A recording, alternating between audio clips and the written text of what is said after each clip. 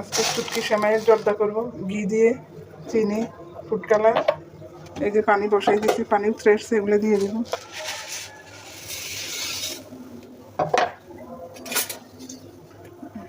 এবার পানি সেঁকে নিব, 2-3 উতরানোর পর পানি সেঁকে নিব।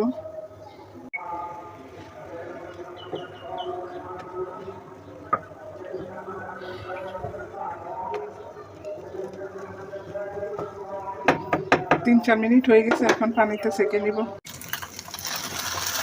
আমার শুটকি সেমাইয়ের জর্দা হয়ে গেছে, বেশি কিছু লাগে না, ঘি, চিনি, বাদাম, কিশমিশ থাকলেই হবে। আর আরও মজা করতে হলে ছোট ছোট মিষ্টি মোরব্বা টুকরা করে দিলেই হয়ে যাবে জর্দা। আমার ঘরে বাদাম আর কিশমিশ ছিল, এটা দিয়ে বানিয়ে ফেলছে।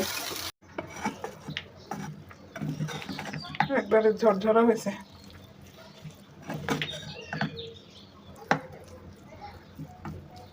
এখন বাটিতে ঢেলে নিব।